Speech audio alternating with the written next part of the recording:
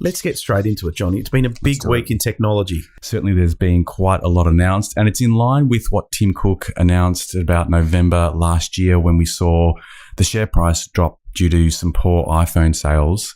And he mentioned that Apple was going to be steadily moving towards a service-based offering to their current users. So they're trying to capitalize on their user base and extract some monthly revenue.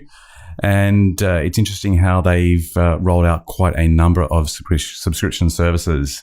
We're starting with Apple TV Plus, and they basically brought out on stage some really large personalities such as Jennifer Aniston, Steve Carell, and Oprah to endorse this new service. And they're going to be providing unique content for their Apple TV Plus streaming service. So it's going to be similar to Netflix.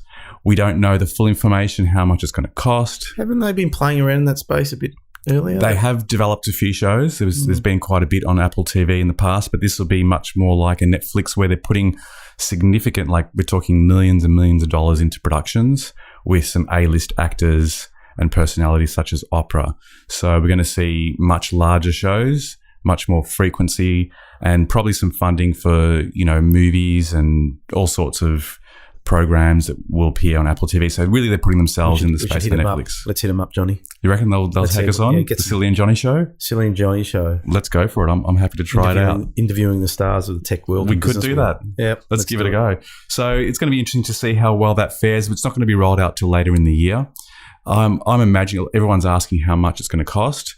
I imagine it will be similar. They're going to look at the competition. Netflix subscriptions now cost about $10 to $12, depending on where you live. I think it could be in that price range, maybe up to $15 per month. They've also got a new Apple News Plus service that they're rolling out, a similar model for magazines, which I thought might be interesting for you as you're a producer of the Flat Out RC magazine. So I'd love to get your thoughts on what you think about someone like Apple going into this space, providing the digital format of magazines. So what they're doing is some of the main players in the news and media space, such as Time Magazine, Vogue, etc. In the past, you could go to the Apple Store and purchase independent subscriptions for each one of these. So now they're going to amalgamate them and put them together into a service that encompasses perhaps 50 to 100 mainstream publications, again, at a monthly fee. And it doesn't end there. We've got more. Apple also have announced Apple Arcade, which is yet another subscription service for games. And these are kind of more indie games. These are not AAA titles. So it doesn't really look overly impressive at this stage, but they're looking to develop in conjunction with some gaming studios, some unique hooks into the games that might leverage off some of their own built-in technologies. Again, we don't know what the price will be monthly. At the moment, the types of games they demonstrated during the special event were kind of indie, low-level games coming in at $5 to $10 a piece. So if they put together 100 of these titles at $10 a month, there might be some benefit for some casual gamers, but certainly won't appeal to the serious gamer. Unlike the brand new service announced by Google in the same week, the new Google Stadia, which is a cloud-based streaming service. Did you hear about that one at all? No. Yeah, so Google are making a big play into the gaming space. And they've got a new service which is cloud-based computing. So in the past, or the way it currently works, as you know, you've got children who use the Xbox. You go and buy a AAA title game. It's about 60 gig. You can only fit 20 gig on a Blu-ray disc. So you're sitting there for 3 days trying to download your 40 gig of data. So Google are going to do away with this, and also with the limitations of your computers or the Xbox processing by having the processing in the cloud. So you're having a dumb terminal.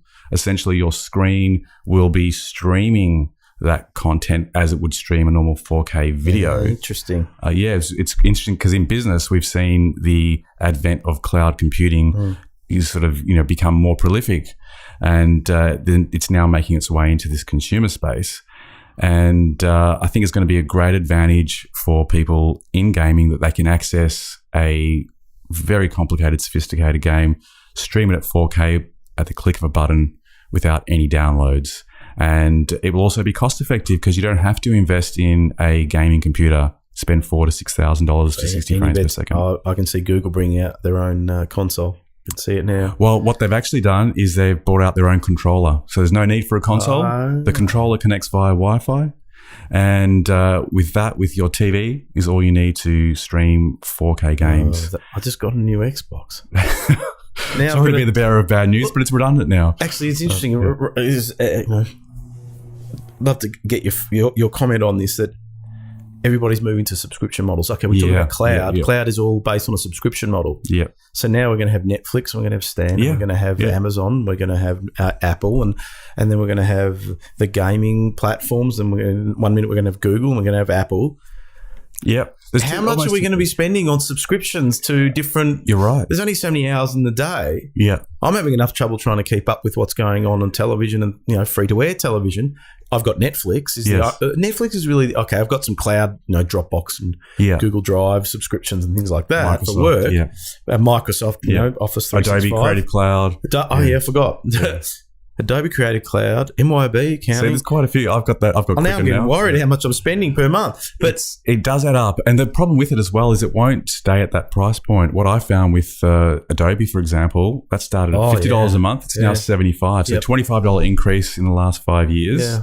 So I noticed Stan went up from $12 in Australia here to $14 because they added the Disney catalogue. What's Netflix up to now? Netflix is only $10 in Australia for one screen, but if you have multiple screens, it's more. That price point at $10 is probably quite good. That's the right price. Good value for Netflix, and that's why I've had Netflix, quite early on.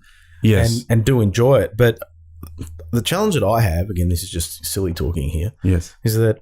Okay, if I subscribe to Apple TV and Stan and Netflix, I can't keep up with it. I'm not going to use it all. It's all much of a muchness, really. They have movies and they have television shows. Yes. Some of them have different television shows, some have different content, but are they going to be dramatically better than somebody else? Who's going to survive? Like, we know that Netflix has got a bit of a run. I heard some people talking in the media after Apple's announcement, was like, well, why don't they just buy Netflix? They're talking about it. I wouldn't be surprised if at some point they do. They probably haven't been able to negotiate a deal yet. But it looks like it might happen. From a business perspective, as soon as I hear organisations that are product-based organisations say, we need to get into services, I think, oh, no. Their products are going down. Well, and, they're running out of ideas. And the problem with that is they need to keep their user base in amongst all the competition that's coming out now. So, yes, they do have the greatest market share for their iPhone usage now, but it will steadily drop if they don't continue to innovate. So I don't think they can just put all their eggs into that one basket and try and provide services. They need to also provide great products what's moving forward. Let's just think about it. As you were talking there, I thought Apple's always been a leader. They developed iTunes. Yep. They started that connectivity of devices and distribution platforms for content. What they've launched this week is just another Me Too. Yeah, they're not leading. Right. Yep, they're following. I agree with you. Yep. That starts ringing alarm bells. Where to for Apple, really? Yeah, and they need to have both. They can't just go with the one. They can't just completely migrate over. Although the one thing they have done with these services, they are distributing them on other platforms. For example, their TV Plus will also be available on Samsung TVs, on Roku and Fire devices. So they're being quite clever about it to move away from their own hardware. In the past, they used to try and lock everything into their Apple TV device. The apps are now becoming a thing. And Microsoft's got the same strategy.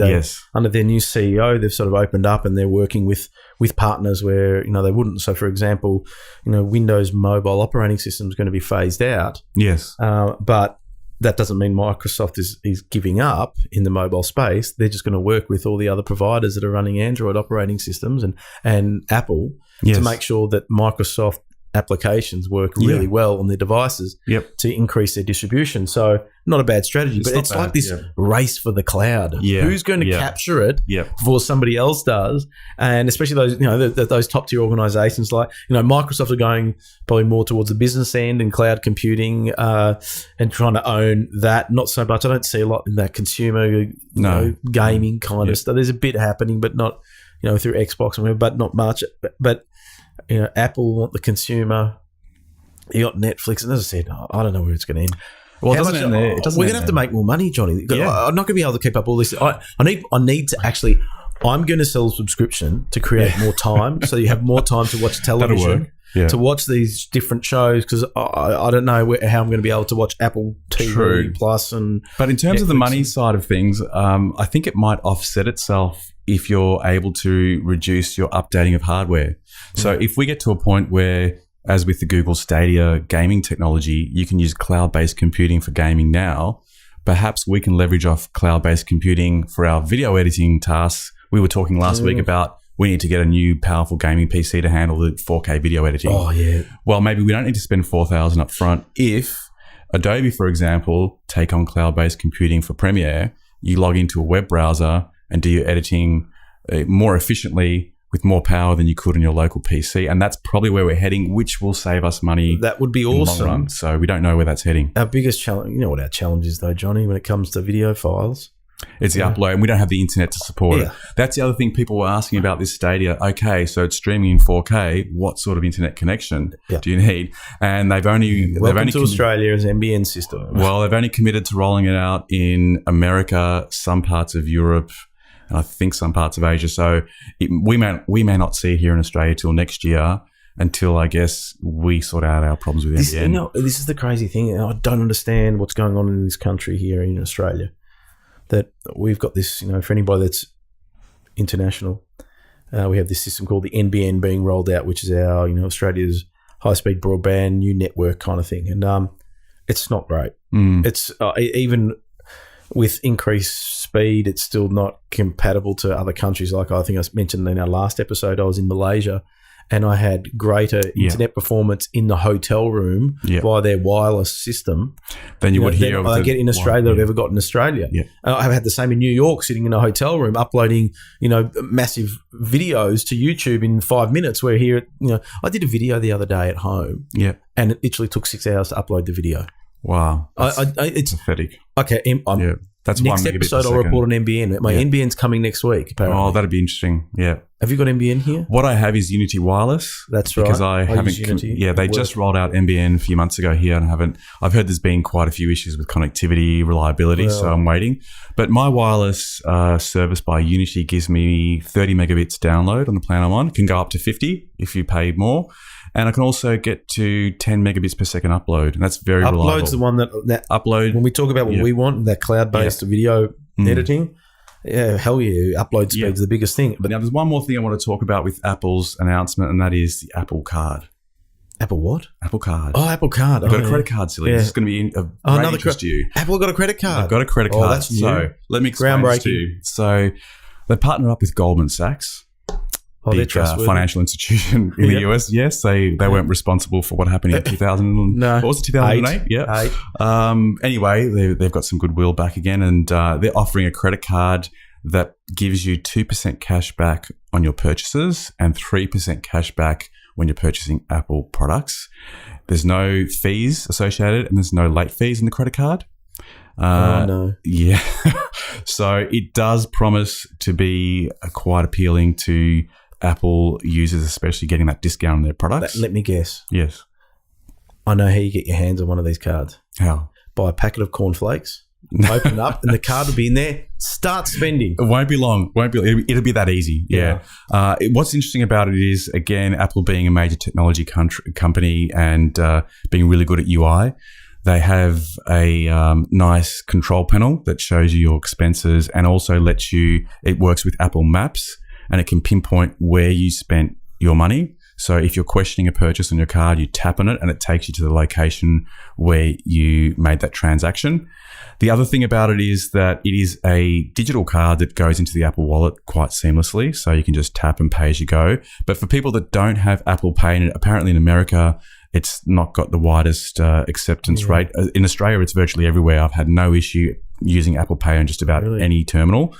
I think in America it's only got 70% penetration. Here it's as much as 90%. So I think, what's the difference between the Apple Card? So can you use it like a Visa or a MasterCard? It's part of the Apple Pay system. Well, it uses Apple Pay, but it's also like a MasterCard because you can tap it onto any terminal. And it will work as long as they accept Apple Pay, but it has the Visa MasterCard sort of structure Apple behind it. Money out of the processing. They are making processing fees, so the retailer will be paying Apple, And so how does this cashback work? I don't understand. so basically when you make a purchase, it's like a rewards point, like your Qantas frequent flyers. Oh, yeah.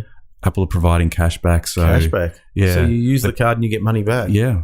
Yeah. So I don't know the full details, but sign me up. that's pretty much what we need to look into it further, but that's what they're offering, 2% on your general purchases and 3% on Apple products. There's also a physical card.